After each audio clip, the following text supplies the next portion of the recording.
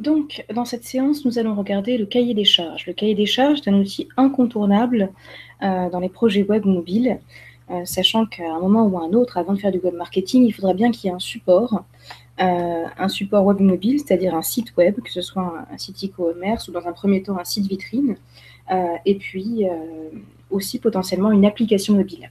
Donc, pour ce faire, il faudra donc contractualiser avec une agence, peut-être même travailler avec des développeurs en interne. Quoi qu'il en soit, un cahier des charges permet vraiment de cadrer un projet, donc c'est incontournable. D'autant plus quand vous passez par un prestataire, parce qu'avec un prestataire, c'est vraiment un document contractuel. Alors, juste pour revenir sur qu'est-ce qu'un cahier des charges, donc c'est un document qui recense l'ensemble des éléments d'un projet. Donc, comme je le disais, à destination de la DSI, donc des directions des systèmes d'information, donc en gros les équipes de développeurs, ou d'une agence, donc une agence web de développement. C'est un document légal, donc avec des conditions générales. D'ailleurs, dans ce module, nous ne verrons pas les conditions juridiques, car je ne suis pas avocate. Je vous parlerai seulement de la partie digitale du cahier des charges. D'autant plus que le cadre juridique va dépendre vraiment de chaque structure dans laquelle vous allez travailler. Et c'est assez standard, on réutilise toujours les mêmes conditions juridiques où on s'adresse au département vraiment juridique de l'entreprise pour pouvoir gérer cette partie-là.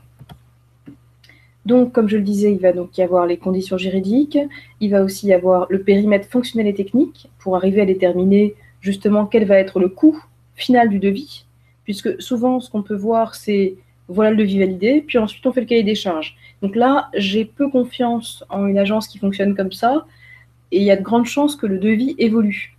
On ne peut deviser un projet que lorsque on a défini les contours, et c'est grâce au cahier des charges qu'on peut faire ça. On pourra précisément évaluer le temps de travail des développeurs, des équipes fonctionnelles, une fois qu'on aura fait le tour du cahier des charges. Donc ça, c'est important de toujours passer par un cahier des charges pour éviter les surprises. Donc, bien sûr qu'on va aussi stipuler des jalons, donc des dates clés, pour lesquelles on va essayer de préparer certains lots. On y reviendra. Ainsi que les ressources allouées au projet. Donc ça, c'est vraiment la présentation globale d'un cahier des charges. Maintenant, bien évidemment, la grande question qui se pose toujours, c'est dois-je y mettre un budget? Ça, c'est souvent la grande question. Honnêtement, il n'y a pas de bonne solution. C'est un choix qui est propre à chaque entreprise. C'est vous qui voyez comment vous arrivez à gérer ça.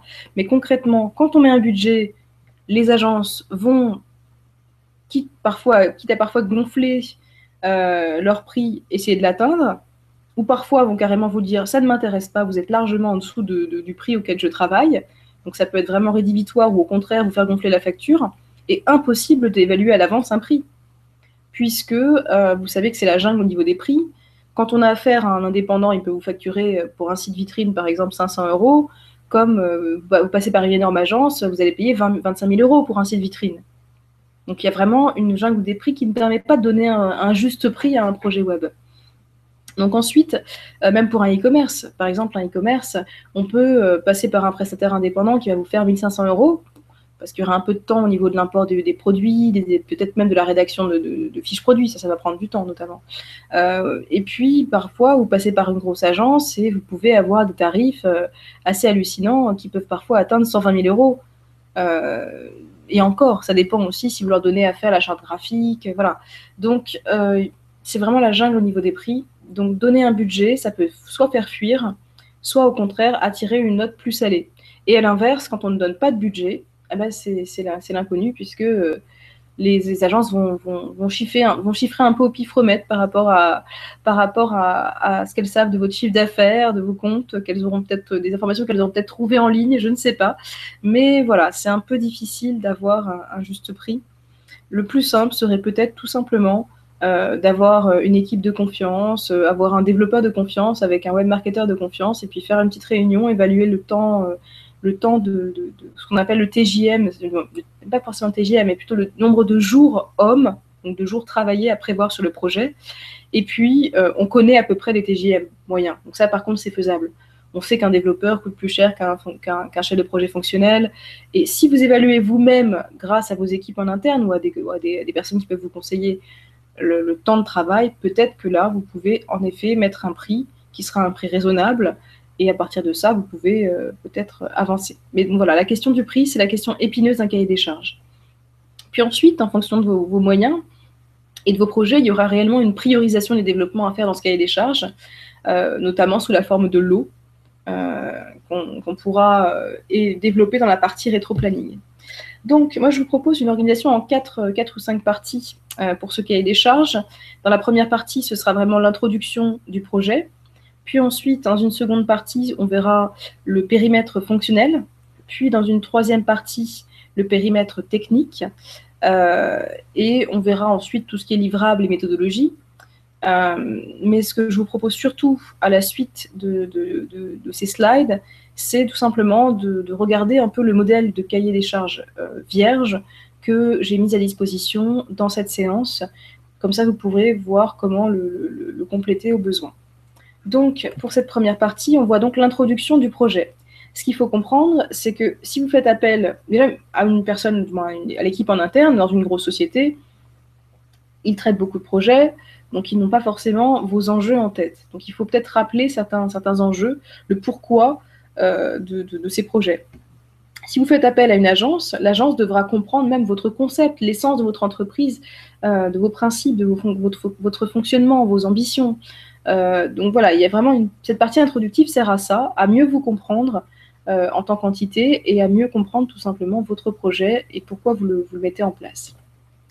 Alors, dans cette première partie, on aura bien évidemment la présentation de l'entreprise, donc un bref paragraphe sur l'entreprise qui spécifiera donc tout ce qui est chiffre d'affaires, les effectifs, la présence géographique de l'entreprise au niveau national, voire même international, le secteur d'activité, voire même le concept, s'il s'agit d'une création d'entreprise, ou même, par exemple, d'une entreprise qui a vraiment un concept type, par exemple, Airbnb. Si Airbnb a voulu par exemple, si Airbnb a été passé par un développeur, je ne sais pas si c'est le cas, ils ont forcément eu à présenter leur concept. Donc là, c'est important qu'on comprenne bien votre concept.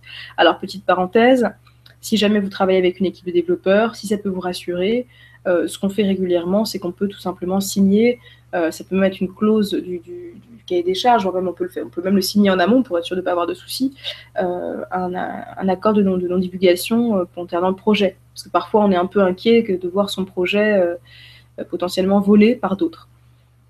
Donc ensuite, on explique le contexte.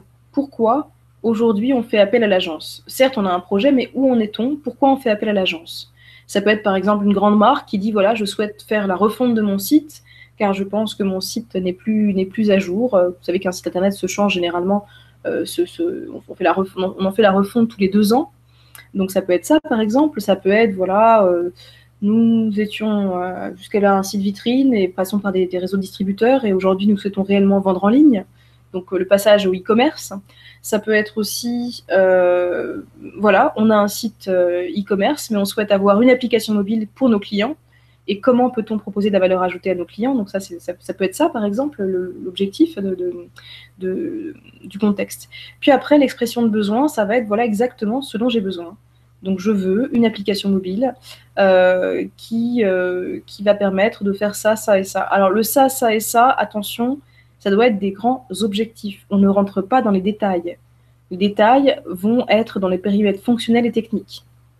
Alors juste, par exemple, on peut dire voilà, je veux activer ma base de données, plus interagir avec mes clients, augmenter mon cross-selling, donc augmenter mon panier moyen. Voilà, c'est ce genre de choses qu'on doit avoir dans les objectifs de l'expression de besoin. On ne doit pas aller trop dans le détail opérationnel ou technique. Il faut comprendre que chaque partie du cahier des charges va s'adresser à une personne différente, dans l'agence ou dans l'équipe.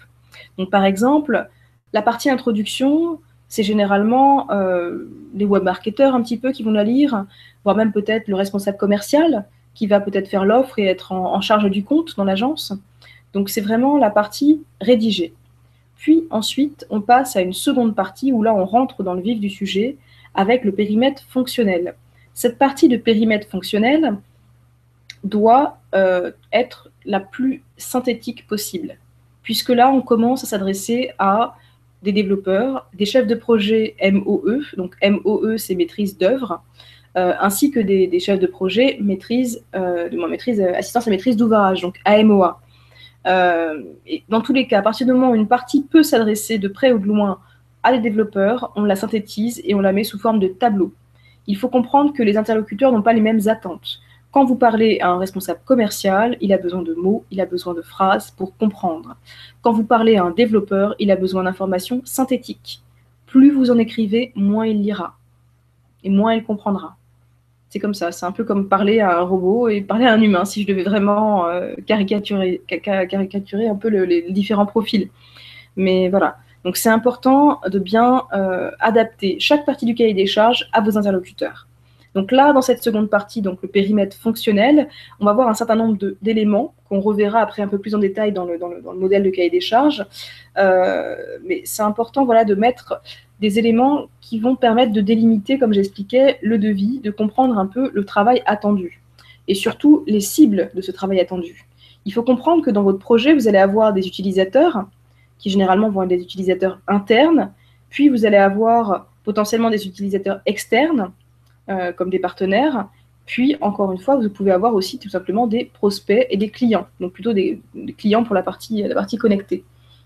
Donc là, on va rentrer un peu dans les différents types d'accès, puisque ce qui est important, c'est qu'on passe par un CMS ou qu'on développe un site de A à Z, il y aura toujours une partie qui sera accessible via connexion, donc une partie admin, ce qu'on appelle l'admin.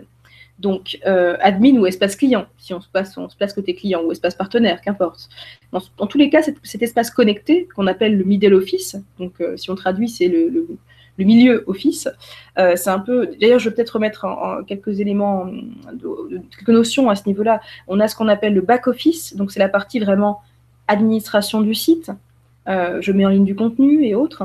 Puis on a ce qu'on appelle le middle office. Donc là, le middle office, ça va être l'espace client ou l'espace partenaire connecté. Puis on va avoir ce qu'on appelle le front office, qui va être la partie visible de tous, sans mot login et mot de passe. Donc juste au niveau de ces accès, c'est important de spécifier pour qu'on crée des accès et qu'en face de ces accès, de ces types d'accès, on puisse proposer un contenu restreint à chacun des utilisateurs. Donc là, on va faire une liste dans un premier temps de tous les potentiels utilisateurs du site. Donc comme je viens de le faire à l'instant.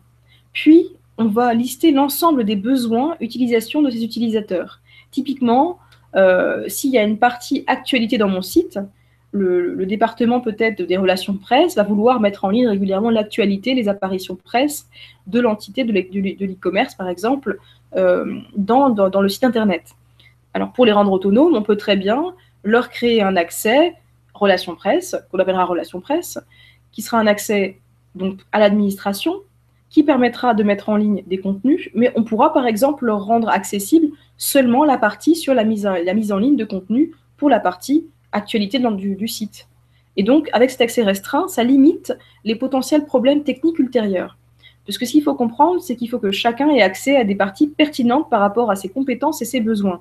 Si par exemple, vous laissez du paramétrage technique accessible à des utilisateurs non techniques, il y a de grandes chances qu'un jour, pour X raisons, il y a quelque chose qui ne fonctionne pas, ils vont modifier certaines choses et créer des gros problèmes, de gros bugs sur le site. Donc c'est important de bien segmenter l'accès à votre outil, en interne comme en externe. Alors, donc là, justement, on va voir un peu les différents grands types d'accès, si vous voulez, d'utilisateurs. Donc on va avoir ce qu'on appelle le profil administrateur ou vraiment le profil super admin. Donc, si vous voulez, le profil super admin, ça va être celui qui peut créer des accès, justement. Ça va être le seul. Et c'est celui qui a vraiment un accès total, généralement, à l'outil. Donc, il y a vraiment tout le paramétrage à disposition. Alors, la grande question, c'est faut-il laisser uniquement l'accès admin, du moins super admin, à son agence? Je répondrai non. C'est pas mal d'avoir aussi, du moins si vous voulez, vous pouvez lui donner, mais il vous faudra aussi ses codes d'accès. C'est quand même pas mal, parce que si demain, il y a un souci, c'est important de pouvoir, si par exemple l'agence démissionne, ne répond plus, fait faillite ou autre, c'est important de pouvoir dire, bon ben ok, vous n'êtes plus là, mais au moins, si je veux vous remplacer, je peux garder mon site et peut-être prendre un autre prestataire, voire même recruter pour reprendre la gestion, la maintenance de mon site.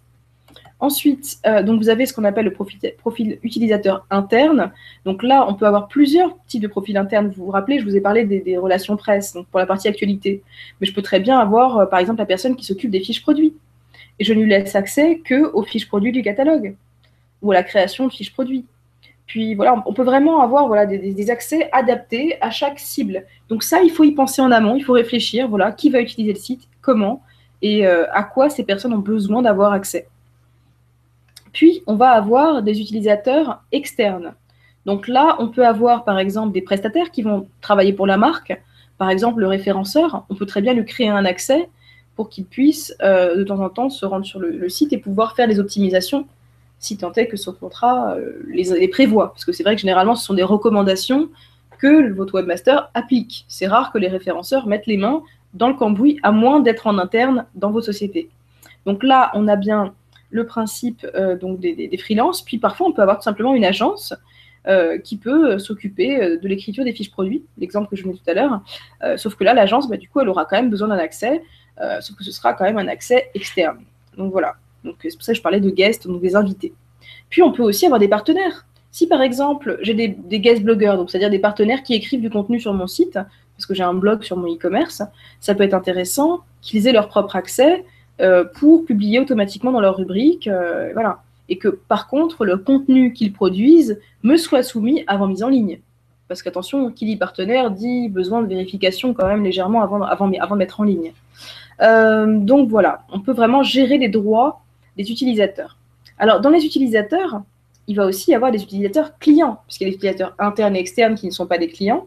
Et puis parfois, on va avoir donc des utilisateurs vraiment qui vont être mes cibles marketing, mes cibles tout simplement de mon business. Donc dans ces cas-là, s'il s'agit d'une création de site, ce sera intéressant de vraiment réfléchir à la construction de personae. Alors, on est plusieurs orthographes, vous le trouverez avec un S, vous le trouverez avec un E. Alors, si on respecte la version latine, ce sera avec un E, mais voilà, il y a plusieurs orthographes. Donc, ces personae, si vous voulez, ou ces personas vont être en fait des clichés de vos cibles. Alors, on peut dire clichés, parce qu'en fait, c'est des personnages qu'on va créer, on va leur donner un prénom, un âge, on leur crée une réelle identité, on va leur créer un pouvoir d'achat, des intérêts, des habitudes, une fréquence de visite de votre site, un panier moyen mensuel. On va dire qu'ils achètent régulièrement dans tel rayon, par exemple, de la boutique. Et donc, on va créer voilà, les personnes types qui vont venir, donc les cibles types qui vont venir acheter sur notre site. Pourquoi faire ça? Ça va servir, en fait, tout simplement à pouvoir déterminer déjà quel est le client cible ou type qui va me rapporter le plus de chiffre d'affaires. Et donc, cette hiérarchisation entre les clients va permettre déjà de pouvoir aussi hiérarchiser l'organisation du contenu sur le site.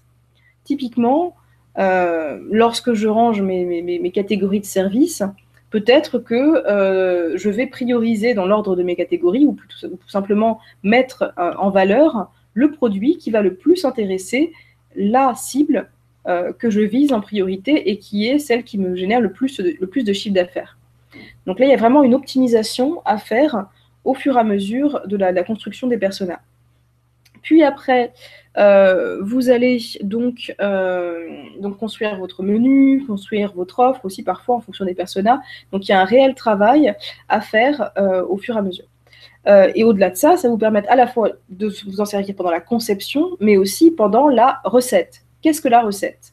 La recette, c'est une phase de test où on va vérifier que le projet tel qu'il a été développé dans sa première version, puisqu'il y a plusieurs versions généralement, va permettre de répondre aux besoins de nos clients cibles, donc de nos personas. L'intérêt aussi, ça va être de dire, plutôt que de dire, alors est-ce qu'on a pensé à la ménagère de moins de 50 ans, qui aime les vêtements, qui s'en achète une fois par... Plutôt que de dire tout ça, on va simplement dire, est-ce qu'on a pensé à Marie? Est-ce qu'on a pensé à Julie? Et derrière chaque prénom, il y aura une cible, donc un persona. Donc ça, c'est ça l'intérêt, c'est de pouvoir raccourcir aussi, et puis vraiment de les avoir, de vivre avec ces personnages tout au long de la construction du projet, et de s'assurer que ce projet corresponde bien à leurs besoins. Et voilà, on va vraiment tester le site en fonction et construire le site en fonction. Alors justement, si on regarde quelques exemples, par exemple, de ce que fait Twitter, donc ça c'est une image que vous pouvez trouver. Donc Twitter a ces personas, donc qui sont assez marrants. Si vraiment on regarde par exemple le newbie, on va regarder qu'un seul, hein, mais juste je vais vous traduire un peu la présentation du newbie, qui est assez comique. Donc le petit nouveau, c'est un peu ça ce que ça veut dire newbie. Donc c'est une personne qui généralement va en fait rejoindre Twitter rapidement, et sans savoir vraiment à quoi sert cette nouvelle forme d'expression. Généralement, ça va être un parent, un ami, qui s'est inscrit à cause de ses amis ou de sa famille, parce qu'il le faisait. Il veut voir en gros pourquoi on en parle autant. Inévitablement, ils vont tweeter des messages inutiles, tels que je suis en train de manger un sandwich et j'aime le jambon, ou j'emmène le chien faire un tour. Donc, ils réalisent, du moins, et puis ils réalisent très vite, du moins, ils réalisent pas forcément justement que les gens n'ont pas forcément grand intérêt à lire leurs messages et abandonnent le réseau social quelques temps après, généralement dans les 3 mois qui suivent. Donc ça, c'est assez marrant, mais c'est important de donner comme ça des noms ou des surnoms, qu'importe, à vos personnages, à vos personnages clés, puisque ça va vraiment vous aider à la conception de votre projet. Donc, encore un élément qu'il faudra ajouter au cahier des charges, l'arborescence. Alors, il y a 2 choses. Soit vous vous arrêtez au menu principal, ce qui sera déjà un travail colossal, puisque le menu principal, c'est vraiment un élément déterminant de votre conversion, parce qu'il y a vraiment une réflexion sur l'organisation de ce menu. Et honnêtement, si ce menu doit être fait correctement, il doit être fait avec au moins 3 compétences. À vous de voir en combien de personnes vous arrivez à réunir vraiment ces compétences, mais il faut à la fois la compétence produit, et là j'insiste, la compétence produit, c'est pas un web marketeur qui vient de débarquer et qui a travaillé dans plusieurs secteurs, hein. C'est vraiment une personne dont c'est le métier, qui a toujours travaillé dans ce secteur, qui a une très bonne compétence, une très bonne connaissance. Donc une personne qui connaît le produit, qui va vraiment pouvoir vous dire, voilà, les clients utilisent telle terminologie, et généralement c'est dans tel rayon, mais ça n'est pas forcément en fonction du rayon qu'on va ranger les produits. Puis, il faut une personne qui a des notions d'ergonomie. Alors, à voir si c'est un web marketer ou vraiment un ergonome, parce qu'on sait que les ergonomes sont très rares. Mais voilà, vraiment une conception ergonomique. On verra les 3 règles, justement, les règles d'or, justement, de la construction du menu. Et puis, 3e compétence, vraiment aussi le côté web marketing, c'est-à-dire se projeter, en fait, dans la stratégie de référencement, la stratégie vraiment de merchandising. Et donc là, c'est important d'avoir ces 3 compétences en tête lorsqu'on crée un menu. Alors, pour revenir sur ce que je disais, c'est-à-dire qu'en fait, on peut soit s'arrêter au menu, c'est déjà un beau menu, si vous me permettez le jeu de mots, c'est déjà un beau travail, si vous voulez, à accomplir, sur lequel vous pouvez faire une suggestion aussi, et puis parfois l'agence peut revenir vers vous en vous disant « Ah ben non, au niveau de l'ergonomie, je vous conseille plutôt de faire comme ça ». C'est aussi son rôle de conseil, mais quand même, c'est quand même vous qui maîtrisez mieux vos produits, donc n'hésitez pas à faire la première suggestion et laisser revenir l'agence ensuite pour vous proposer quelque chose peut-être le plus abouti. Donc, et puis l'autre option, c'est d'aller beaucoup plus loin, parce que le site existe déjà, il ne s'agit que d'une refonte. Dans ces cas-là, vous allez carrément produire l'arborescence. La différence entre le menu principal et l'arborescence, c'est que l'arborescence va faire apparaître le moindre lien, la moindre page, du moins la moindre page surtout, qui est présente sur votre site ou sur votre futur site, dans un fichier assez colossal selon la taille de votre site web. Donc voilà, donc ça c'est l'arborescence, et l'option minimum c'est vraiment le menu principal. Voire même les autres menus, parce que vous savez qu'on a le menu principal qui va correspondre à la barre de navigation, vous savez, juste au-dessus du corps de la page, en dessous du logo. Puis on va avoir aussi parfois des menus secondaires, comme le menu des liens utilitaires. Vous savez, les liens qui sont en bas de page, qui sont secondaires, mais relativement importants, qu'on va revenir chercher toujours au même endroit. Donc il peut y avoir plusieurs menus. Mettez un maximum d'informations pour que l'agence puisse vraiment se rendre compte de votre projet et de ses ambitions. Ensuite, donc, je reviens sur les 3 règles importantes pour faire un menu. Donc, le menu principal doit observer les 3 règles qui sont d'ailleurs présentées dans le livre d'Amélie Boucher sur l'ergonomie, qui a été publié aux éditions Erol. Ces 3 règles, je les ai trouvées pertinentes, simples et pertinentes. C'est pour ça que je vous en parle. Donc, la première règle, c'est que quand vous choisissez de nommer une rubrique, elle doit absolument être, le terme en fait utilisé doit absolument être signifiant. Signifiant, ça veut dire, rien qu'en lisant, je comprends tout de suite le contenu de la rubrique ou de la sous-rubrique. Je n'ai pas à rentrer dedans pour comprendre ce qu'il y a dedans. Ce qu'il faut comprendre, c'est que l'ergonomie, l'efficacité d'une bonne ergonomie, c'est limiter le nombre de clics. C'est-à-dire que c'est vraiment tout à fait fluide. Et donc, on n'a pas besoin de faire des allers-retours dans le site pour vraiment comprendre le fonctionnement du site ou le classement des produits. Donc, deuxième règle, l'ensemble de ces rubriques doit vraiment être complémentaire et arriver à couvrir l'ensemble du catalogue. Alors, dit comme ça, on se dit, mais je ne vois pas où est le souci. Alors, pour la petite histoire, lorsqu'on, par exemple, on travaille, alors moi, à l'époque, je travaillais dans l'animalerie, on travaille dans l'animalerie, je vous pose la question, où est-ce qu'on met les piles? Parce que j'ai un rayon chien, un rayon chat, mais pourquoi je le mettrais plus dans l'un que dans l'autre? Et donc là, on peut avoir ce petit souci. Et là, on dit merci à la multicatégorisation, c'est-à-dire qu'en fait, on peut très bien mettre un produit dans plusieurs catégories. Mais par contre, attention, vous vous rappelez dans la séance de référencement naturel, je vous ai expliqué que ça requerrait notamment l'utilisation de balises canoniques. Si une même URL, du moins une même page produit, détient plusieurs URL dans un même site web. Donc, attention à bien arriver à couvrir tout le catalogue pour qu'il n'y ait pas des produits orphelins absents de ce menu principal et de cette organisation de contenu. Ensuite, vous avez donc une autre règle essentielle, c'est aucune ambiguïté. Les termes doivent être exclusifs. Typiquement, j'avais accompagné un e-commerce de vêtements pour hommes haut de gamme qui avait en fait mis dans son site 2 rubriques, dans son menu principal. L'une s'intitulait Univers de la marque ou Univers, et l'autre s'intitulait Philosophie. Bah là, c'est un peu compliqué, quoi. C'est-à-dire que concrètement, je ne vois pas la différence entre les deux. Et le seul moyen pour savoir où trouver l'histoire de la marque ou concrètement en savoir plus, c'est de regarder les deux. Je ne peux pas deviner à l'avance ce qui va être présent dans cette fameuse rubrique. Donc attention à bien choisir des termes exclusifs, signifiants et complémentaires. Alors, si jamais vous avez un doute au niveau de la terminologie, parce que 2 personnes se chamaillent en disant dans le service, moi je pense que tel terme est plus utilisé, ce serait mieux, vous pouvez aller sur Google Trends, vous faites attention à bien paramétrer le pays, et vous pourrez voir le volume de recherche, une indication du volume de recherche, et comparer entre 2 termes quel est le site qui a le plus, quel est le terme qui a le plus de volume en termes de requêtes. Donc voilà, comme ça au moins ce sera tranché, il n'y aura pas de jaloux. Encore une chose, attention, le volume de requêtes n'est pas forcément le seul critère. Il faut aussi penser à l'ergonomie et souvent aussi tout simplement au positionnement marketing. Typiquement, dans le vêtement haut de gamme, vêtement va être le terme le plus tapé. Mais par rapport au positionnement marketing premium, j'ai plus intérêt à utiliser prêt-à-porter. Donc c'est là où vous voyez, il va y avoir un autre critère de choix qui va entrer en ligne de compte et qui va tout simplement renverser le critère de l'ergonomie. Donc voilà. Ou en tout cas le critère du volume.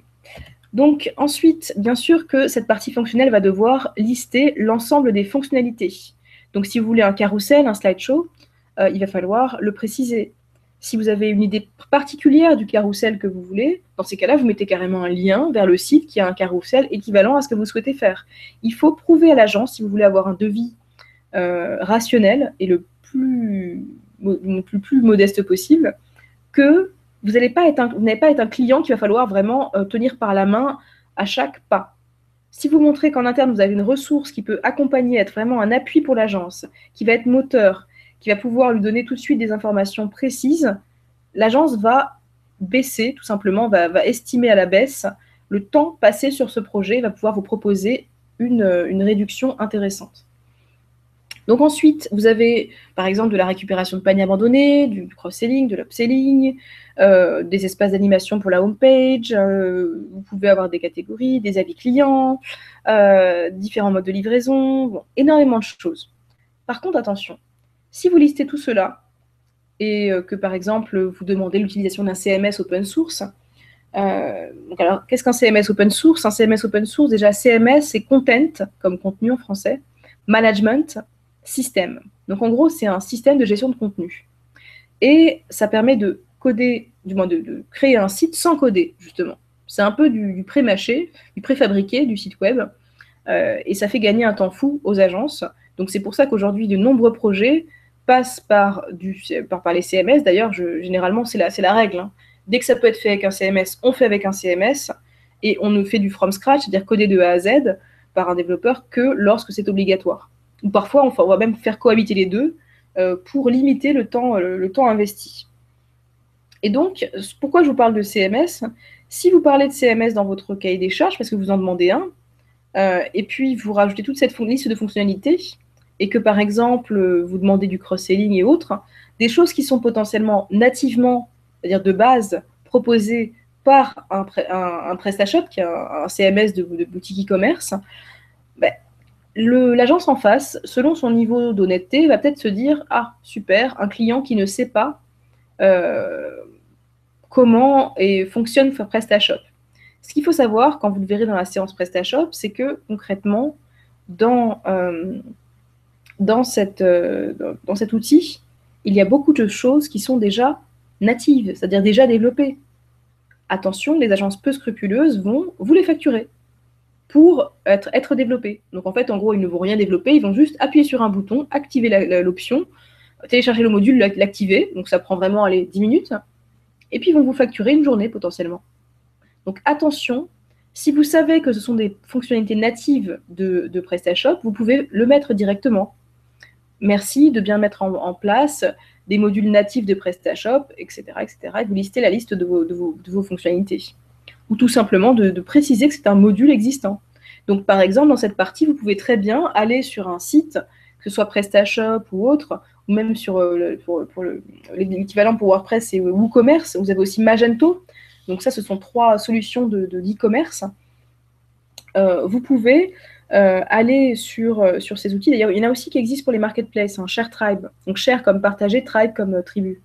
Donc ShareTribe, ce sont en fait donc ce sont des solutions donc, de CMS, et vous pouvez très bien dire que vous souhaitez une solution du marché open source. Open source, ça veut dire gratuit, mais en précisant que vous êtes conscient de ce qui est déjà gratuit. Et donc ce que je voulais vous proposer, c'est d'aller sur ces sites-là pour aller voir quels sont les modules et à quel coût ils sont vendus, pour directement, dans votre cahier des charges, peut-être même proposer des modules, donner un nom ou équivalent, vous pouvez préciser ça comme ça, pour satisfaire votre demande. Donc là, au moins, votre client comprendra que son donneur d'ordre a une connaissance plus poussée de PrestaShop ou de l'outil choisi qui ne permet pas concrètement de l'arnaquer. Il n'y a pas d'autre mot. Donc attention, fonctionnalité native des CMS, il ne faut pas qu'elle vous soit facturée. J'ai souvent vu ça, c'est pour ça que je préviens. Donc, ensuite, on a le périmètre technique. Alors, il y a un petit souci dans mon support, je m'en excuse. Donc, on a vu les fonctionnalités. Et, pardon. Donc, voilà. Ensuite, on passe au périmètre technique. Donc, le périmètre technique, ça va vraiment être des points de vigilance, des points de compatibilité. Donc là, on va en faire le tour ensemble. Donc, dans un premier temps, il va falloir préciser l'ensemble des outils existants. Et par exemple, si vous avez ce qu'on appelle des ERP, des outils qui permettent de communiquer avec d'autres fonctions, d'autres départements, que ce soit de la comptabilité ou autre, c'est important de le préciser dans le cahier des charges pour voir si on peut tout simplement interfacer ces outils entre eux pour les faire communiquer. Vous aurez aussi besoin notamment de pouvoir suivre le trafic sur votre site pour savoir exactement qui a été sur quelle page, est resté combien de temps, de quelle heure à quelle heure, quel jour, d'où il venait. Donc tout ça, c'est vraiment les solutions d'analytics qui vont pouvoir répondre à tout ça. Et c'est important que lorsque vous commandez un projet web ou mobile, vous demandiez à votre agence web de tout simplement implémenter, donc c'est-à-dire de mettre les petits bouts de code de suivi sur votre projet. Donc c'est important de faire même peut-être un petit point avec votre agence pour en amont lister l'ensemble des projets qui nécessiteraient peut-être quelques actions avec du tracking analytics ou ce qu'on appelle du tagage, donc, et préparer peut-être même collaborer sur l'élaboration d'un plan de tagage. Alors un plan de tagage, c'est un document Excel ou autre format qui permet de tout simplement lister les petits bouts de code ainsi que les emplacements à destination des développeurs afin qu'ils puissent les mettre, tout simplement les placer sur les pages. Et puis ensuite, grâce à ces petits bouts de code, vont remonter dans l'outil Google Analytics, qui est un outil en ligne, ou dans un autre outil, vont remonter les données qui nous permettront de prendre des décisions stratégiques ou techniques regardant le site ou l'activité, c'est-à-dire l'acquisition de trafic. Donc, dans les solutions d'analytics, vous devez en connaître certaines. Vous avez notamment Google Analytics, vous avez aussi Xity, parfois on utilise le terme Internet. Vous avez aussi Omnicom, qui aujourd'hui s'appelle Adobe Analytics, qui a été racheté par Adobe. Puis vous avez aussi des solutions comme Sophus en voie de disparition, qui est une solution propre au secteur de l'automobile, mais qui, au niveau de l'ergonomie, il y a beaucoup mieux. J'espère que vous n'aurez jamais à croiser le chemin de Sophus. Donc, ensuite, vous avez donc, ce que je vous expliquais, les CMS, donc Content Management System. Plusieurs existent. Alors, si vous voulez aller voir du côté de la préhistoire des CMS, vous avez Typo 3. Bon, je taquine un petit peu, mais c'est vrai que c'est un CMS qui est relativement abandonné ces jours-ci dans les projets. Joomla aussi, de plus en plus, est relayé en seconde, voire troisième option. Les mots, vraiment, si on devait parler des CMS stars en ce moment, ça va être Drupal. Drupal apparaît dans toutes les réponses d'appels d'offres d'agences. C'est vraiment la solution magique, évolutive tant en site vitrine qu'en site e-commerce. Puis après, vous avez WordPress qui, basiquement, nativement, était fait pour gérer du contenu, plutôt des blogs, donc qui va être très pratique, notamment pour le référencement. Et puis après, on sait qu'aujourd'hui, avec WordPress, on peut le faire évoluer en ajoutant une brique qu'on appelle WooCommerce. Donc Woo avec W-O-O commerce. Donc c'est possible de faire du e-commerce avec WordPress. Sauf qu'à la base, ça n'était pas fait pour.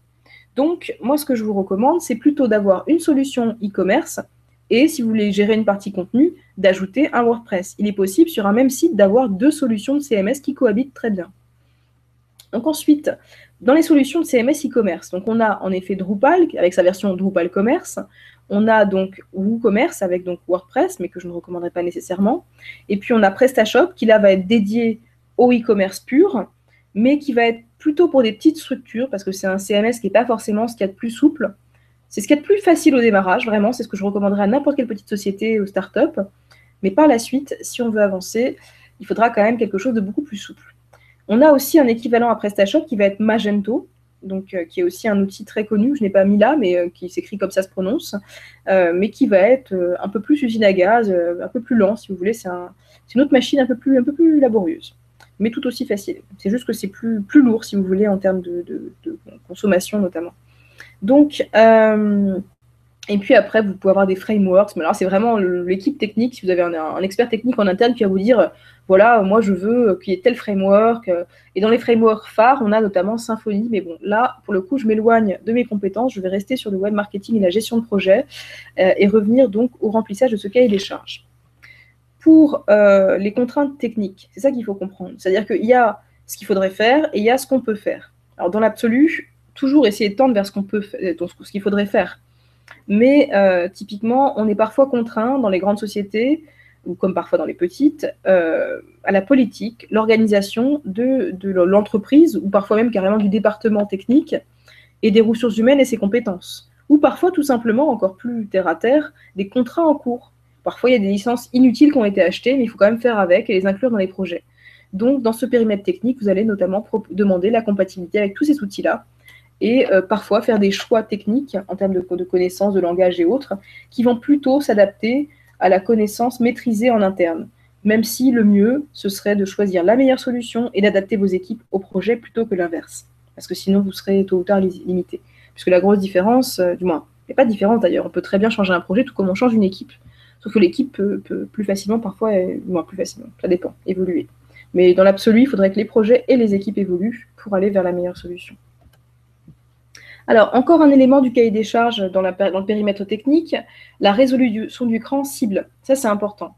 Alors oui, quand on regarde les résolutions les plus utilisées mondialement au niveau de la France, on voit toujours, alors c'est 2013, mais bon, ça n'a pas beaucoup changé, si vous voulez, on voit toujours des résolutions supérieures à 1024 ou 768, qui est une résolution cible classique. Mais ce qu'il faut se dire, c'est que mon site doit être adapté aussi à des écrans plus petits. Et c'est pour ça que, traditionnellement, on met toujours une résolution cible 1024 x 768 pixels, qui est une taille certes petite, mais pratique. Pourquoi ? Parce que si je prends une taille plus large, ça veut dire que peut-être que quand quelqu'un va avoir un écran plus petit, il va afficher la page et le bouton de validation pour aller à la page suivante va être en dessous. Il ne va pas se voir, il ne va pas apparaître sur la page. Ça m'est déjà arrivé, je ne sais pas si ça vous est déjà arrivé, mais vous êtes sur un site, vous n'avez pas zoomé sur la page, vous n'avez pas changé la taille de l'écran, et pour autant, impossible d'accéder à l'étape de validation, au CTA, donc au Call to Action, le bouton sur lequel on doit appuyer pour passer à la suite. Car la résolution cible n'a pas été la plus pertinente, qui aurait dû être celle justement de 1024 x 768. Donc pensez à bien le mettre dans vos cahiers des charges. Ensuite, les navigateurs, c'est extrêmement important au niveau des navigateurs. Ce qu'il faut comprendre, c'est qu'il y a un ensemble de navigateurs. Donc, on va avoir Safari, Chrome, on va avoir Mozilla Firefox, voilà, plusieurs navigateurs. Puis, on va avoir Internet Explorer ou dans sa plus récente version Microsoft Edge qui vont poser problème. Honnêtement, Internet Explorer, c'est connu pour poser problème. Ça a toujours posé problème depuis la nuit des temps, si vous voulez. Il y a toujours des problèmes d'affichage sur ce navigateur-là en particulier. C'est-à-dire que ça s'affiche correctement partout, votre site, mais sur ce navigateur, eh ben non, on a pas mal de problèmes d'affichage. Donc, il faut comprendre aussi que, bien sûr, qu'Internet Explorer s'est renouvelé, donc ces problèmes vont plutôt toucher les anciennes versions, notamment IE8, donc Internet Explorer 8, va poser problème souvent dans les périmètres. Alors 7, on abandonne, 8, on peut encore se poser la question, ça dépend encore du nombre d'utilisateurs qui utilisent toujours ce navigateur, cette version de navigateur. Si vous voulez le vérifier, vous pouvez le voir notamment dans Google Analytics, puisqu'on peut voir exactement dans la partie technologie quel navigateur est encore utilisé, quelle version de navigateur est encore utilisée pour aller sur le site. Donc regardez par exemple dans les 3 derniers mois, qui a encore utilisé Internet Explorer 8 avant de le mettre dans un périmètre. Parce qu'on peut parfois se dire, bon, bah, je vais mettre à partir d'IE7, comme ça au moins de IE7 et plus, je vais tout couvrir. Sauf que plus vous en rajoutez, plus ça coûte cher, et c'est souvent inutile. Donc il faut mieux bien délimiter le périmètre de navigateur au niveau de la compatibilité. Donc là, je vous invite à faire une petite étude, à creuser la question. Il faut aussi prendre en compte dans l'entreprise, puisque c'est souvent les PC d'entreprise qui vont être bloqués sur des anciennes versions d'Internet Explorer. Pour la petite anecdote, un jour, j'ai travaillé sur un projet qui avait été géré par mon supérieur avant que j'arrive, qui avait ordonné donc une refonte avec une agence un peu douteuse. Et lorsque le site a été mis en ligne, il a annoncé donc au PDG ainsi qu'à toute la société, manque de peau. L'agence était vraiment très douteuse, ne respectait pas les bonnes pratiques et avait poussé en ligne un site complètement catastrophique qui en plus n'était pas du tout viable sous IE8, donc sur Internet Explorer 8. Manque de peau, toute la société, y compris le PDG, avait cette version de navigateur et l'avait ouvert avec. Donc ça a fait un scandale pas possible, vous imaginez. Juste pour vous dire, voilà, pour vous garder en tête, attention à bien préciser le périmètre navigateur de vos projets et à bien le définir. Vous pouvez aussi le définir parfois avec un développeur en interne qui aura l'habitude, voilà. Mais faites attention, les agences vont toujours essayer de minimiser la complexité d'un projet, donc parfois minimiser le périmètre fonctionnel, le périmètre technique, pardon, le périmètre navigateur. Donc, il ne faut pas entièrement se reposer sur l'agence pour définir ce périmètre. Alors, encore une chose, attention à comment vous l'exprimez dans votre cahier des charges. Ne mettez pas, listez pas l'ensemble des versions, ce n'est pas le but. Vous pouvez simplement lister les navigateurs ou même simplement préciser, juste pour Internet Explorer, parce que c'est vraiment le navigateur qui pose problème, et tout simplement dire à partir de quelle version. Il faut toujours dire à partir de quelle version, en mettant IE8 et plus. Parce que si par exemple vous mettez la dernière version -2, bah, si vous en êtes à Microsoft, du moins Edge, bah, pour le coup, du moins vous êtes à la version Edge, ce qui va se passer, c'est qu'IE8 ne sera pas dans le périmètre. Il suffit qu'il y ait une nouvelle version qui sort, entre-temps, ils auront respecté le cahier des charges, ce ne sera pas dans le périmètre. Donc attention à bien mettre la version de départ et plus. Alors, juste au niveau des process, parce que j'ai essayé j'ai évoqué ça tout à l'heure dans l'agence qui ne respectait pas les process, il faut comprendre que normalement, on est censé avoir des process dans une agence pour s'assurer que lorsque le site est mis en ligne, il est parfait, que le client ne voit aucune erreur catastrophique. Alors, pour s'assurer que le client ne voit aucune erreur catastrophique, ce qu'on va faire, c'est qu'on va tout simplement avoir des process. Donc le process, ça va. On imagine que vous travaillez avec une agence. Première étape, l'agence, le développeur dans l'agence va faire son travail. Puis il va faire ça ce qu'on appelle un environnement de développement. On parle de la version de dev comme développement. Donc c'est un peu son bac à sable, il fait ses développements, il teste. Tester au niveau d'un développeur, ça s'appelle une recette technique. Généralement, s'il fait ça correctement, il a ce qu'on appelle un cahier de recettes. C'est un fichier Excel qui liste l'ensemble des tests unitaires, des tests qui ont été faits. Est-ce que telle information part bien en base de données quand je clique sur tel bouton? Voilà, vraiment l'ensemble des tests faits. Puis, si tout est correct de son côté, il va pousser dans l'environnement juste au-dessus. L'environnement juste au-dessus, ça va être l'environnement de pré-production qu'on appelle parfois l'environnement de pré-prod. Cet environnement de pré-prod va être un environnement destiné à 2 cibles. Première cible, le chef de projet AMOA, chef de projet digital ou chef de projet fonctionnel, c'est les 3 termes qu'on peut utiliser pour ce poste, dans l'agence. Donc il y a 2 vérifications minimum en interne, voire plus avec les allers-retours quand il y a des bugs dénichés. Et donc le chef de projet va vérifier que tout va bien. S'il remonte des problèmes, le développeur corrige, il recette, ça refait un repassage en recette aussi côté fonctionnel, donc le chef de projet. Quand tout est impeccable, dans cette même version de pré-production, on va donner accès au client. Donc le client va aller sur la version de pré-production, va faire sa recette, donc va prendre le petit cahier de recettes avec tous les tests faits, et puis va vérifier que tout est conforme à ce qu'il a demandé en termes de fonctionnement, en termes de couleur, en termes d'emplacement, le moindre détail. Les allers-retours vont encore s'en suivre. Puis, dernière étape, quand tout est parfait, vraiment parfait de chez parfait, on pousse en production. Donc, ce qu'on appelle mettre en production. Production, c'est ce que voit l'internaute, c'est-à-dire c'est en ligne. Et donc, même lorsque c'est en ligne, là, on va refaire un test au niveau de l'agence, le chef de projet fonctionnel, et un test côté client. Donc, il y a vraiment un travail, si vous voulez, autour de cette mise en ligne, pour s'assurer qu'il n'y ait pas de bug. Parce que j'ai déjà vu une agence, et ça date vraiment d'il y a 3 ans, même pas, qui s'était permise de faire des développements, de mettre en ligne sans recéter. Aucune vérification. On développe, on met en ligne. Résultat, on a eu 110 lignes de bugs, donc de problèmes catastrophiques sur le site, pendant 2 mois à régler. Donc ça, c'est inacceptable, c'est une perte de chiffre d'affaires énorme.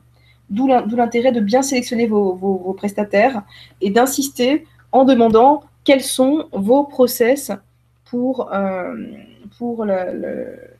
vraiment voilà, pour mettre en ligne les projets. Donc ensuite, on va avoir, au-delà du périmètre navigateur, on va avoir potentiellement, s'il s'agit d'un logiciel, le périmètre au niveau du système d'exploitation, mais ça c'est assez rare, ça ne concerne pas les sites e-commerce. Par contre, au niveau des systèmes d'exploitation mobile, ça va concerner les applications mobiles. Donc là, on va pouvoir parler, alors on utilise généralement le terme OS, on ne parle pas de système d'exploitation mobile, on le dit directement en anglais, donc Operating System, Mobile Operating System, donc on dit OS mobile en français. Donc c'est un mélange de franc-anglais, comme d'habitude en marketing digital, ou en digital. Et donc, on va donc prendre en compte à la fois iOS, donc pour Apple, Android, bien évidemment, puis parfois d'autres solutions, comme les BlackBerry, comme les Symbian et autres, en fonction. Alors, parfois, par contre, ça peut être vraiment, comment dire, on va peut-être prioriser tout simplement en fonction du budget. C'est-à-dire que dans un premier temps, on va essayer de cibler Android et Apple, donc iOS et Android, et puis peut-être par la suite sortir d'autres versions. Mais ça reste le plus gros du marché en termes de terminaux mobiles vendus. Et puis, on peut parfois se poser la question, est-ce que d'abord je choisis Android, puis ensuite iOS? Le souci, c'est que même s'il y a plus de détenteurs d'Android, il y a quand même beaucoup plus de ventes et de trafic sur iOS. C'est pour ça qu'il y a pas mal d'entreprises qui choisissent d'abord iOS et qui relèguent Android au second plan. Mais bon, le mieux, ce serait quand même de viser les deux d'un coup. Ensuite, il faut penser bien évidemment à la compatibilité en mobilité. Donc, aujourd'hui, on ne se pose plus la question. Je l'ai encore mise, mais on ne se pose plus la question. Il n'y a pas de « est-ce que je fais du responsive design ou un site mobile ?» La réponse sera toujours responsive design. Et vraiment, voire même responsive design pour le site mobile et pour le site web et la version tablette. Donc voilà, vraiment un responsive design adapté aux 3 devices, aux 3 supports. Et puis, de l'autre côté, on aura, dès que possible, et surtout avec pertinence, une application mobile. Avec pertinence parce qu'il faut absolument avoir de la valeur ajoutée. Et ça, on en reparlera dans la partie omnicanal et mobile, qui sera une autre session. Mais donc, juste pour revenir sur cette partie compatibilité mobile, ou la navigation en mobilité, donc, inutile de faire un site mobile, puisqu'un site mobile génère en fait une double maintenance, des coûts supplémentaires, donc on va doubler les équipes, doubler le travail, donc complètement inutile. Il faut aussi être conscient que le responsive n'est pas ultra compatible avec les anciennes versions d'Internet Explorer, mais bon, plus ça va, plus ces anciennes versions sortent des périmètres techniques et donc posent de moins en moins de problèmes. Il faut aussi prendre en compte qu'avant, c'était un argument, le responsive pesait sur les temps de chargement, ça n'est plus le cas, on a résolu ce problème. Et surtout, si jamais, par contre, on vous dit, oui, mais le responsive va faire augmenter la note, ça va coûter très cher, dans ces cas-là, on va peut-être vous dire, bah, écoutez, faites simplement une version mobile et une version, ou même juste une version ordinateur. Ce serait une grosse erreur, parce que le mobile, d'ailleurs, une petite coquille qui s'est glissée, le mobile, vraiment, si vous voulez, génère génère beaucoup d'audience, de trafic. Aujourd'hui, c'est le premier module, mon premier élément de consultation pour un email, et donc souvent des newsletters. Donc, on ne peut pas faire sans le mobile. D'autant plus que vous savez que si vous avez une mauvaise ergonomie mobile, depuis le 21 avril 2015, Google va vous pénaliser sur les requêtes mobiles. Vous allez être déclassé. Donc, vous avez tout intérêt, voire même obligation, à avoir une version compatible pour le mobile. Puis, après, il y a la question de la tablette. Pendant longtemps, les agences web vous disaient, si vous avez un site web, il s'adaptera très bien à la tablette, c'est plus grand, ça va aller. Alors, oui et non. C'est-à-dire que oui, c'est vrai, on n'aura pas les mêmes problèmes de navigation qu'on a, par exemple, sur un mobile. Par contre, ça va poser souci, parce qu'on va sous-optimiser la navigation sur tablette. La tablette, c'est aussi tactile. L'ordinateur n'est pas du tout tactile. Donc, on aura une sous-utilisation en fait, de la notion tactile de la tablette. Ce serait vraiment dommage. Donc, à la base, on doit avoir vraiment une adaptation au mobile et à la tablette. Et c'est pour ça que le responsive design reste la meilleure solution pour le faire. Donc, on aura ensuite, sorti de ce périmètre technique, une autre partie qui va concerner les livrables. Les livrables, ça va être par exemple un cahier de recettes que j'ai déjà évoqué, c'est-à-dire que même l'agence qui s'en sera servie devra vous fournir un cahier de recettes fonctionnel. Donc avec, j'ai vérifié que tel champ faisait apparaître tel message en cas d'erreur, que s'il y avait une erreur, j'étais renvoyé vers telle page, l'ensemble des tests. Alors bien sûr, ça ne sera pas exhaustif. Le conseil que je peux vous donner, c'est oui, demander un cahier des recettes, au moins vous êtes sûr que ce qui vous est envoyé a été testé, première chose. Puis ça vous fait aussi une petite fiche de route d'éléments à vérifier. Mais par contre, pensez à ajouter d'autres tests, bien évidemment. Il faut vraiment que vous soyez force de proposition sur ces tests unitaires lors de ce travail de mise en ligne de site. Ensuite, vous pouvez aussi demander des gabarits. Les gabarits sont des maquettes. Avant de travailler avec une agence, si on fait un appel d'offres, on peut très bien demander dans la mise en concurrence un gabarit. Je veux voir quelle est votre conception par rapport à ce que vous avez compris de mon projet. Montrez-moi en X gabarit. Généralement, on prend les pages clés du projet. À quoi ressemblerait mon projet? Donc, par exemple, je veux voir ma homepage, je veux voir ma page de connexion de middle office, donc l'espace client, je veux voir mon tunnel de conversion, je veux voir ma page produit. Ça, on peut exiger d'avoir peut-être un peu moins d'une dizaine de pages fournies avant de signer. Alors ça, par contre, c'est vraiment dans un appel d'offres avec un gros budget. Sinon, l'agence va vous dire, écoutez, moi, je ne travaille pas pour rien du tout, je vais bien vous faire 1 ou 2 pages, mais pas plus. Donc, il faudra faire attention, les gabarits, on ne peut pas en abuser quand on est sur un petit budget. Après, on va pouvoir aussi demander une formation à l'outil. Alors, par contre, ne mettez pas une durée particulière. C'est quand même mieux quand le prestataire peut vous proposer une durée adaptée à la transmission d'informations. Encore autre chose, n'hésitez pas à mettre en concurrence avec peut-être d'autres organismes de formation. Le prestataire agence va peut-être vous faire une tarification un peu salée par rapport à d'autres organismes. Donc, faites le tour du marché avant de faire confiance définitivement à ce prestataire. Parce que s'il vous forme à une solution type WordPress, une formation WordPress, on peut en trouver partout. Donc, vous n'êtes pas tenu par ce cahier des charges ou par cette collaboration. Vous pouvez lui demander tout simplement une proposition. Puis, vous pouvez aussi prévoir, si vous décidez que la maintenance suite à ce projet va être vraiment internalisée, vous pouvez prévoir aussi que, tout simplement, il y ait une passation. C'est-à-dire que vous faites travailler vos équipes techniques avec celles de l'agence pour que ceux qui ont développé expliquent un peu les tenants et les aboutissants à ceux qui vont maintenir et qui vont peut-être faire évoluer aussi par la suite. Souvent, on fait appel pour le développement à une agence, puis après, on reprend les projets en interne, quand on peut. C'est quand même le mieux. Donc voilà. Puis après, on peut aussi demander tout simplement un guide d'utilisation pour les utilisateurs lambda, et puis un guide technique carrément pour les équipes techniques. Donc n'hésitez pas à vraiment lister l'ensemble de vos livrables, donc les éléments concrets que vous voulez qu'on vous donne en plus de ce site web mobile, ou même de cette application mobile. Puis ensuite, on va avoir une partie sur la méthodologie, dans cette dernière partie, donc cette 4e partie. La méthodologie, si vous voulez, ça va être parfois tout simplement une méthodologie classique. Est-ce que c'est un cycle en V? Est-ce que c'est une méthodologie agile? Alors moi, honnêtement, il y a beaucoup plus simple que de partir dans les définitions des méthodologies. Vous en trouvez plein qui se ressemblent, légèrement différentes. Ce qu'il faut retenir surtout, c'est de ne surtout pas choisir une méthodologie qui est plutôt une absence de méthodologie, que j'appellerais, et ce que les agences proposent souvent, en boîte noire. Qu'est-ce qu'un projet en boîte noire? C'est on se voit au début, on signe, et puis on vous livre. Alors ça, c'est très, très casse-gueule, il n'y a pas d'autre mot. C'est-à-dire qu'en fait, vous n'avez aucune idée de ce que fait l'agence entre-temps. Et quand la deadline arrive, vous avez le projet qui vous est servi, peut-être qu'il ne correspond pas du tout à ce que vous vouliez. Et dans ces cas-là, il faut tout retravailler. Et parfois, quand ça ne correspond pas, quand ça ne correspond vraiment pas, qu'il y a beaucoup de travail, beaucoup de retravail, dans ces cas-là, l'agence peut tout simplement, selon son honnêteté, augmenter la facture de manière très salée. Donc attention, pas de méthodologie en boîte noire.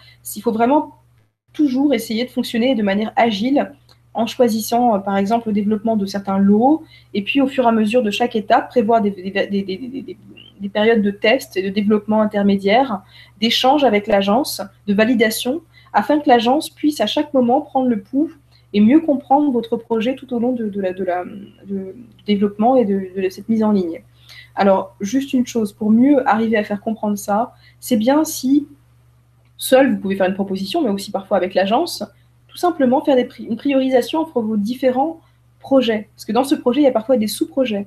Quand on met en ligne un site e-commerce, on peut très bien dire, voilà, je veux que d'abord le front, donc le site internet soit mis en ligne, puis une version vraiment basique d'un espace client.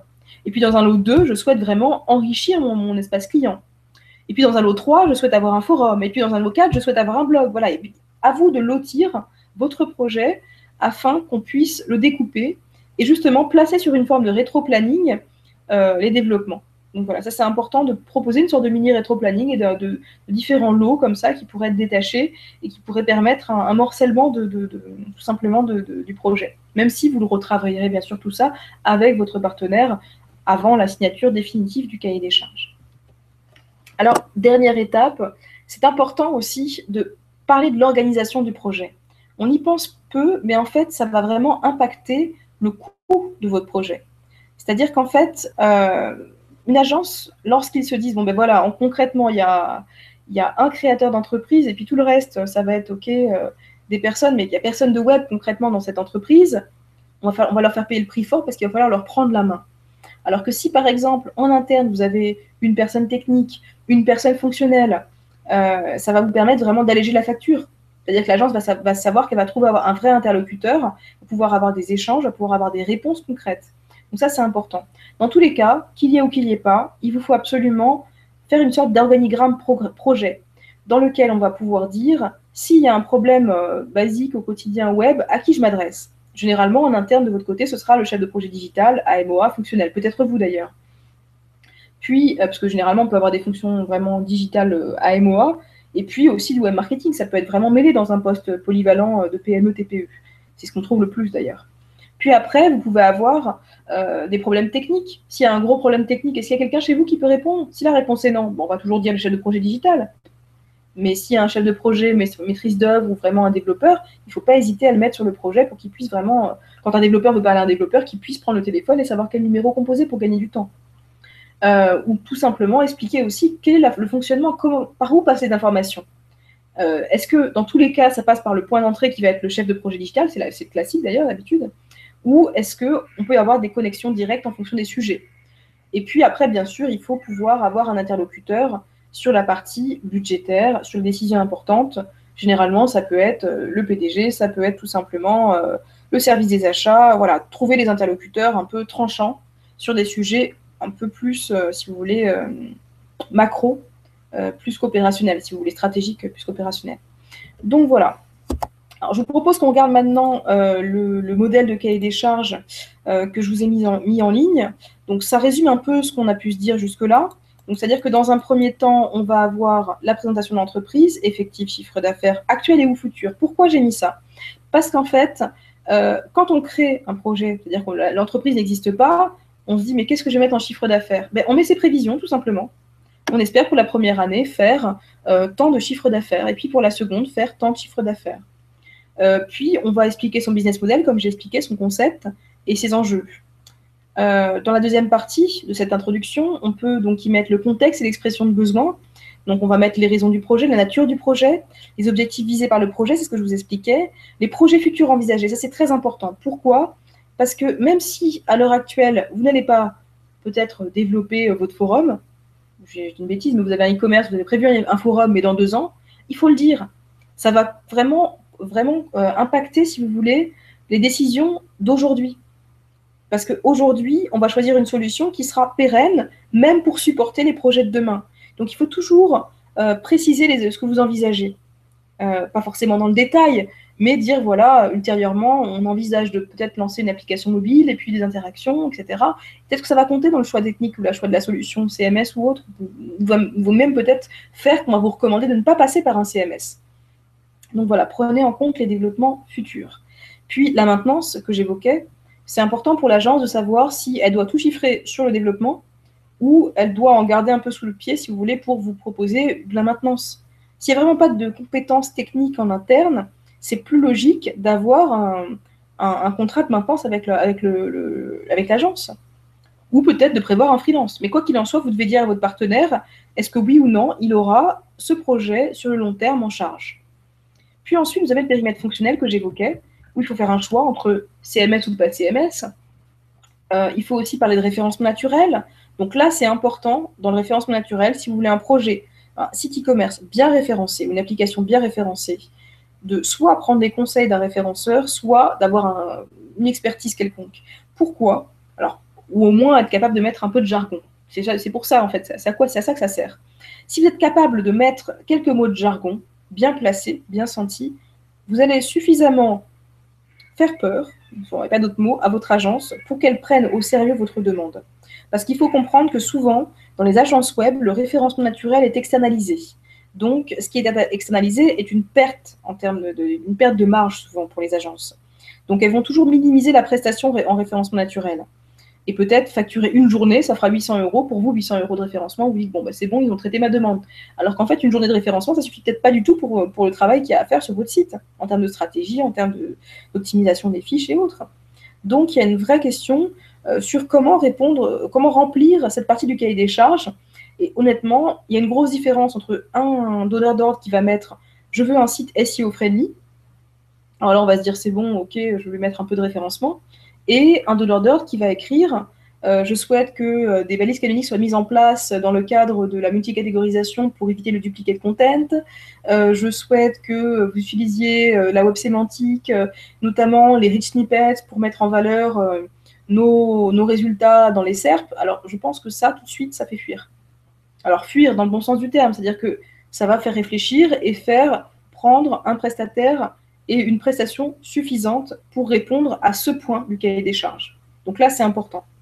Ensuite, on va avoir la charte graphique. Donc là, il y a deux choix. Soit la charte graphique existe déjà, il s'agit d'une refonte et vous n'avez qu'à retrouver les hexacolores, donc les codes, vous savez, dièse, plus les petites lettres et les chiffres de vos couleurs de votre charte graphique, ou vous demandez tout simplement au prestataire qui les avait déjà, qui avait élaboré cette première charte graphique, ou tout simplement les retrouver sur le site avec un clic droit, donc ça, c'est pas très compliqué.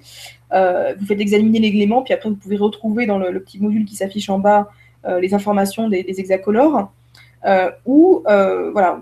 Ou alors, il s'agit tout simplement d'une création, et dans ces cas-là, vous pouvez dire, bon, j'ai quelques suggestions, voilà, j'aimerais y voir ces couleurs-là, faites-moi une proposition de charte graphique. Et pareil, vous allez aller sur un site, par exemple, Hexacolor avec un H, E-X-A, Color, donc en anglais, et vous allez sur Google, donc vous tapez ça, vous tombez sur Hexacolor, vous tapez une couleur, bleu marine par exemple, ou bleu turquoise, et vous allez avoir les codes avec aussi un dégradé. Donc vous pourrez choisir parmi le dégradé la couleur qui vous correspond le mieux. Et derrière, vous pourrez mettre ça dans votre cahier des charges, demander des propositions autour de ces couleurs-là. Puis après, vous avez donc l'arborescence. Ça peut être une annexe, bien évidemment, de cahier des charges, et pas, parce qu'en une case, c'est difficile de la remplir. Donc une annexe, si vous voulez mettre l'arborescence totale, si c'est le menu principal, ce sera aussi une annexe, mais vous pouvez surtout préciser qu'il s'agit d'une suggestion, sauf si vraiment vous voulez garder quelque chose d'existant qui fonctionnait très bien. Mais attention, l'existant est fait pour être remis en question, donc, mais par quelqu'un de compétent, bien évidemment. Donc voilà. Puis ensuite, donc les fonctionnalités des modules. Donc là, on en a parlé. Vous allez sur le site, par exemple, de PrestaShop, vous regardez l'ensemble des modules. Ça vous permettra d'avoir des idées de ce que vous pouvez proposer. Attention à ne pas non plus tomber dans je prends tout, puisque je prends tout n'est pas forcément pertinent. Il y a des choses natives qui sont tout à fait efficaces sur PrestaShop ou sur d'autres CMS. Vous allez aussi préciser les langues. Est-ce que dans un premier temps, il s'agit d'une version française qui va ensuite se décliner en version multilingue? Dans ces cas-là, il faut le dire, même si ce n'est pas pour maintenant. Ça va aussi conditionner les choix, encore une fois. Puis après, vous aurez tout ce qui est ergonomie. Donc, respecter, par exemple, les bonnes pratiques de lisibilité, ne pas mettre du tout majuscule pour, par exemple, certains items, certains textes dans votre site web. On en parlera dans la séance d'ergonomie. Il y a vraiment des critères à respecter. Puis, vous pouvez aussi mieux faire comprendre vos cibles à vos interlocuteurs, et donc notamment via les personae ou les personas, comme on en a parlé dans le support de tout à l'heure. Dans le périmètre technique, donc on a bien dit, ou fonctionnel, on peut le mettre dans les deux, hein, concrètement. La création des accès utilisateurs, la connexion avec d'autres outils. Donc si par exemple vous avez déjà une solution d'emailing, vous allez faire en sorte qu'elle coïncide, ou elle communique, pardon, avec votre solution de création de site. Pareil, si vous voulez des solutions d'avis client, il existe des solutions, mais si vous avez déjà un contrat, il faut le préciser pour qu'on puisse prévoir des passerelles entre ces outils. Tout simplement appuyer sur un bouton pour qu'elles soient connectées, parce que parfois il n'y a pas forcément beaucoup besoin de développement. Attention à ça. On ne va pas faire gonfler les devis qu'on ne les gonfle pas artificiellement. Puis après, vous avez donc les temps de chargement. Ça, c'est essentiel, les temps de chargement. Alors là, je vous invite à aller sur un site qu'on appelle Google PageSpeed Insight. Je vous montre rapidement. Donc là, si par exemple, je vais sur Google PageSpeed Insight, vous voyez, je vais sur Google PageSpeed Insight. Alors, à la base, c'est fait pour analyser en fait un site web et tout simplement donner la vision de Google de ce site web par Google. Alors, une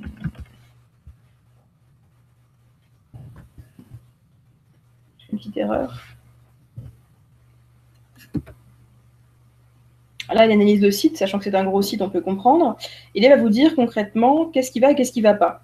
Alors ça, c'est utile pour un site qui existe, mais c'est aussi utile pour un site qui va naître.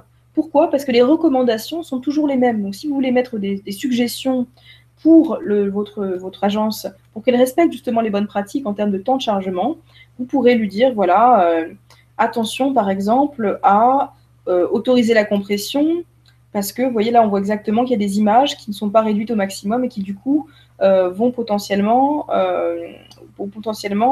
consommer en termes de temps de chargement. Alors, ça peut être les images, mais ça peut être aussi d'autres fichiers comme les CSS ou comme, par exemple, JavaScript. Mais là, on rentre dans la technique. Hein. Mais vous pouvez très bien mettre, par exemple, réduire la taille des ressources JavaScript. Vous pouvez très bien optimiser les images. Vous pouvez aussi utiliser la mise en cache du navigateur. Il y a pas mal de choses qui peuvent être soumises. Donc là, si on regarde côté ordinateur, vous voyez, on va retrouver à peu près toujours les mêmes suggestions. Voilà. Donc ça peut être utile si vous voulez vraiment de faire des suggestions par rapport à ça. Qu'est-ce que je voulais vous dire d'autre? Donc voilà, mettez quelques petits éléments au niveau du temps de chargement. Le tracking analytics, donc c'est là où vous allez peut-être mettre directement votre ID, Google Analytics, et puis faire référence à votre annexe pour peut-être votre plan de tagage, ou alors demander tout simplement le plan de tagage ici s'il n'existe pas. Le périmètre navigateur, on en a parlé, périmètre mobile aussi, vous le mettez dans ces cases. Là, vraiment, cette partie-là est la destination des développeurs, donc vraiment faites un tableau, ne rédigez rien. Là, en face, il faut vraiment mettre Google Analytics, ID, et vous mettez l'ID direct, UA-, etc. Il ne faut pas vraiment, pas de rédaction, ça ne sert à rien. PSP, qu'est-ce qu'un PSP? Un PSP, c'est un Payment Service Provider. Donc, ça n'est pas un jeu vidéo, n'est-ce pas? Une solution de jeu vidéo. C'est l'outil qui va vous permettre de payer en ligne, notamment. Donc, est-ce que vous passez par PayPal? Est-ce que vous passez par un autre outil? Quoi qu'il en soit, il faudra que vous mettiez l'outil choisi. Si vous avez déjà un contrat avec une banque, vous mettiez là.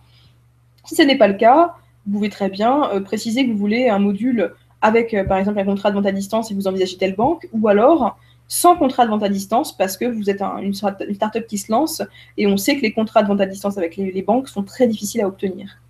La gestion des flux aussi, si vous souhaitez être présent sur les marketplaces et les comparateurs, vous pouvez demander notamment un moyen pour récupérer votre flux facilement pour pouvoir ensuite gérer votre présence sur ces sites partenaires. La résolution cible qu'on a évoquée, le search interne. Si vous souhaitez vraiment optimiser le search interne, parce que c'est vraiment le point noir dans pas mal de sites web. Donc voilà, il y a des solutions dédiées qui parfois existent. Et puis, bon, là, le rétro-planning méthodologie, donc là, vous mettez vraiment un tableau Excel avec, ou alors un Gantt, hein, qu'importe, hein, mais vraiment, on voit vraiment les dates, les lots, et on voit leur répartition. Même si, bien sûr, il faudra une contre-proposition, il faudra faire évoluer ça en partenariat avec votre agence. Et puis après, donc, on a les livrables, qu'on a déjà évoqués, les gabarits, le cahier de recettes. Ça, c'est vraiment plutôt, ça va être écrit. va même lister, il n'y a pas de souci, mais ça doit être assez précis pour qu'on sache exactement ce qui est attendu et qu'on puisse vous le livrer correctement. Et puis là, donc l'organigramme qu'on avait évoqué. Alors là, c'est vraiment la partie digitale du projet. Bien évidemment qu'il faudra des deadlines plus précises, qu'il faudra des conditions juridiques, car il s'agit encore une fois vraiment d'un élément contractuel, d'un contrat tout simplement.